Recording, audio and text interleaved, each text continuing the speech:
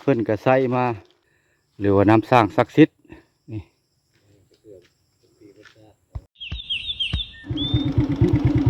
ไปกันต่อพี่น้องบัดนี้เฮาสิบ่ไปเนาะบ้านโพนดูนี่เฮาสิไปบ้านพาแหลมมื้อนี้มาฮอดนี่ระยะมันค่ำแล้วค่อยเฮาสิได้เปลี่ยนใจเนาะจุดนี้ก็สิเป็นโรงเรียนบ้านนาเสพี่น้องโรงเรียนประถมเนาะเฮาสิเลี้ยวซ้ายเด้อพี่น้องเฮาเพิ่นแล้วเข้าแล้วน้ำกันหลายแล้วพี่น้องเสียงรถก็ค่อนข้างน้องหลายพี่น้อง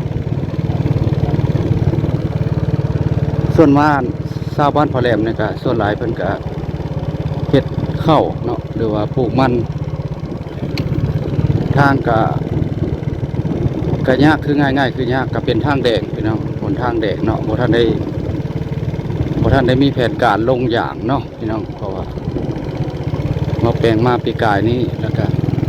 ปีนี้ก็พอดีมาอีกมาบ้านพาแหลมเข้ามาเบิ่งมาเก็บภาพให้พี่ให้น้องเบิ่งว่ามันไปได้หรือว่าในใดเนาะมื้อนี้ก็เห็นรถตู้นักท่องเที่ยวมาหลายคนอยู่มื้อนี้เข้าไปเนาะตอนนี้ก็จะค่ำเลยพี่น้องเพราะว่า3 โมงละ3 โมงแล้วเนาะทางก็ยากขอโทษขออภัยถ้าว่าภาพพอเสมอภาพเกินไปหรือว่ามันบ่นิ่งเนาะทางมันอยากตุกๆตักๆเล็กๆน้อยๆพี่น้องบางบ่อนกับเพียงสมทางดินแดงเลยเนาะพี่น้อง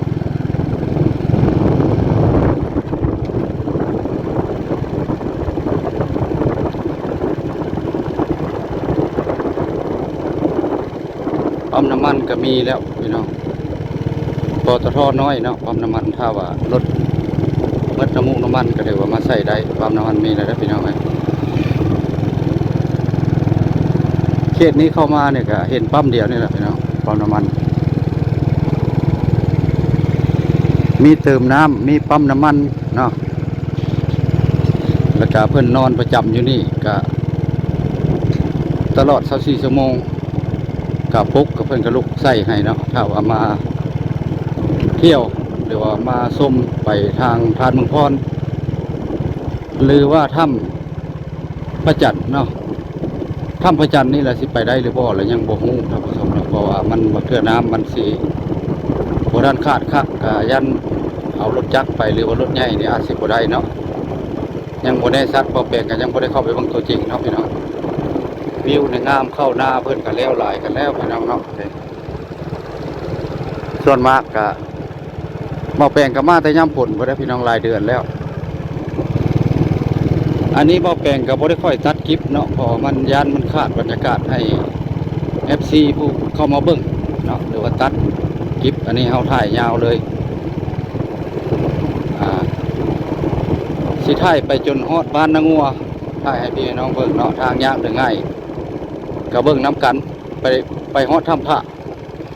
บางเทื่ออาจสิฮอดจุดจะถ้ำพระพี่น้องมื้อนี้ถ้ำพระละล่านี่แหละผมมีชื่อต่อไปต่อเนาะถ้ำพระนี่ก็เกิดมาได้หลาย10 ปีพี่น้องเพราะว่ากาโบหลาย10 ปีดอกแต่พ่อแต่แม่ก็เกิดขึ้นมากับเพิ่นก็ว่าถ้ำพระเคยนับถือกันมาเนาะยามสงกรานต์ก็เข้าไปวัดไปทรงหรือว่าไปผูกคอต่อแขนหรือว่าไปบะไปบนก็ว่ากันไปเนาะการเชื่อถือของบุคคลก็ยังนับถือกันมาเท่าสมัยนี้พี่น้องเนาะเพราะว่าน้ำสร้างก็มีเพราะว่าน้ำสร้างในบ่แห้งก็เป็นน้ำสร้างที่ว่าสิว่าเราน้ำเที่ยงเนาะน้ำบ่แห้ง20 หมู่บ้าน3-4 หมู่บ้านไปตักก็บ่แห้งพี่น้องถ้าว่ามีคนเป็นประจำเดือนขอโทษขออภัยเนาะพี่น้อง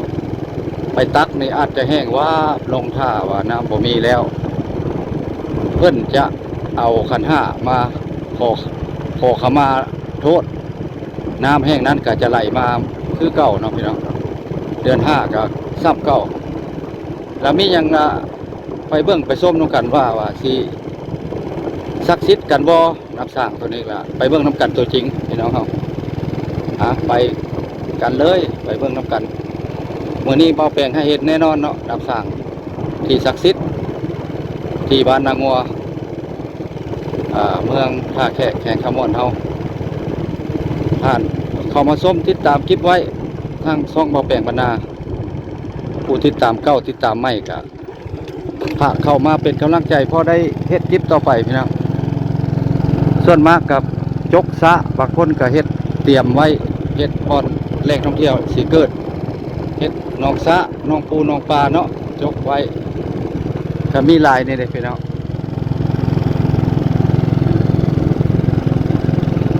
เบาแปลงจะได้อันถ่ายลิงยาวเลยให้พี่ให้น้องเบิ่ง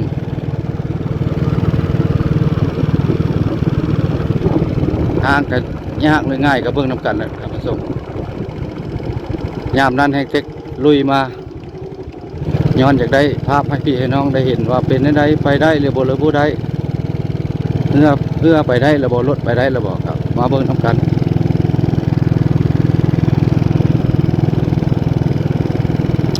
อาการอัปเดตสถานการณ์แต่ละวันก็จะบ่คือกันเนาะบางเทื่อมื้อนี้เป็นอันนี้หรือว่า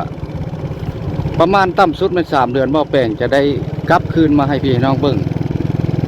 คือเก่าเนาะว่าสูงสุดก็3 เดือนหรือว่า6 เดือนก็ได้กลับมาถ่ายหมดเก่าให้พี่ให้น้องเบิ่งซองบ่แปลงบรรณาแล้วเป็นซองรวมพี่น้องสิมีหากินเนาะแล้วก็ไปบุญไปทานหรือว่าไปวัดไปว่าซองรวมเนาะวิถีชีวิตสิ่งที่เฮาไปนะพี่น้องก็บ่แม่นเพลงแล้วก็บ่แม่นซองกินอาหารเนาะก็มันเป็นซองรวมบ่แปลงก็มีซองเดียวนี่แหละพี่น้องเพราะว่าเปิดหลายซองก็ย่านว่าบ่มีคลิปลงให้พี่ให้น้องเห็นเนาะก็สิบ่ทันซองเดียวนี้ก็จะหาผ่านกดสร้างรายได้แต่ว่าบ่ทันได้รับเงินท่าตะลอกท่าตะใบพินต้นวิกนี่ก็หลายพี่น้องเพิ่นปลูกหลายงามเนาะพี่น้องเป็นแถวอยู่ต้นวิกอันนี้ความจริงต้นวิกนี่ก็เป็นทางหนึ่งอีกทางเลือกเป็นการเกษตรที่ว่ามีการรับซื้อเนาะเพิ่นก็รับซื้อเนาะมีพ่อค้ารับซื้อถ้าว่าต้นใหญ่ขึ้นไปประมาณหน้าต่าง20หรือว่า15ต่ำสุดก็ซื้อเข้าโรงงานบ่แปลงเห็นเพิ่นซื้ออยู่เนาะถ้าใครมีดินหลายก็พอได้ซื้อขายกันปลูกไว้ละขายเนาะเพราะว่าต้นพริกเนี่ยมันเป็นที่ว่าอายุมันก็ใหญ่ไวแล้วก็อายุสั้นเนาะบ่คือไม้ต้นอื่นเนาะพี่น้องไม้ดูไม้คัมภีร์ยังว่ามันใช้เวลาหลาย50-60 ปีก็ยังบ่ได้ใช้เนาะแต่ว่ามันอยู่ลาวเฮาก็อยากหมดแหละรุ่นน้อยถอยลงยังบ่ฮอด 30% เรื่องไม้เรื่องตอกเนาะแต่ว่าไม้ใหญ่นี่ก็บ่มีคงเรื่อยคงหยังก็ถือว่าหยุดชะงักบ่มีคงไม้เนาะแต่ก่อนล่ะมีไม้หลายประเทศลาวเฮาตอนนี้ก็หมดแล้วก็หันเปลี่ยนเฮ็ดแนวใหม่ครับเพิ่นหมดแล้วตอนไปนี่ไม่ดูนี่ก็ยังบ่จะเห็นละเพราะว่า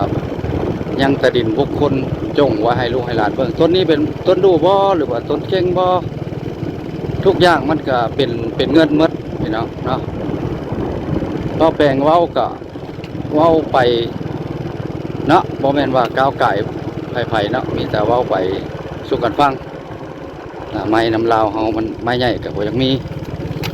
ฮอดแล้วเด้อพี่น้องเด้ออันนี้เรือเพิ่นน้ำแห้งแล้วเพิ่นเอาไว้จัดไว้ตามป่านี่แหละนะเรือบอนที่เรือแต่ก่อนมันสิได้ข้ามเรือนี่ตัวนี้ถือว่าฮอดแล้วถ้ำน้ำศักดิ์สิทธิ์เนาะน้ำสร้างศักดิ์สิทธิ์ถือว่าถ้ำพระอยู่ซ้ายมือนี่แหละพี่น้องเนาะนี่มาแปลงเพิ่นก็มุ่งไว้ข้างแน่เป็นอย่างดีพี่น้องเอาฮอดแล้วก็มาแปลงก็ได้จอดรถแล้วก็จะได้เข้าไปถ่ายให้พี่ให้น้องเบิ้งไปเบิ้งน้ำกันบัดพี่น้องบริตัดคลิปเลยFC บางท่านเพิ่นมักถ่ายยาวเลยก็มีเอาไปเบิ้งน้ำกันวิวนี่ก็งามอยู่พี่น้องนี่เคยมาอยู่บ่เคยมาจากเถื่อไปเบิ้งในสร้างศักดิ์สิทธิ์นี่ฮะน้ำสร้างนี่ถือว่าบ่แห้งจักเทื่อเพิ่นก็ใส่มายันอยู่เทิงจะล่ออยู่เนาะใส่ อันนี้เห็นบ่น้ำนี่นี่พี่น้องท่านผู้ชมนี่เรือนห้ากระซ้ำนี้เด้อนี่แต่เพิ่นเอาครอบใส่นี่น้ำออกมาจากถ้ำบ่แห้งเขาก็เห็นอยู่ความจริงแล้วก็บ่ได้เลิกออกมานะนี่เลยเนาะเป็นบ่อออกมาแต่พ่อแต่แม่วิวนี่งามอลังการพี่น้องนี่น้ำสร้างตัวนี้ก็คือน้ำสร้างอยู่ถ้ำพระหรือว่าน้ำสร้างศักดิ์สิทธิ์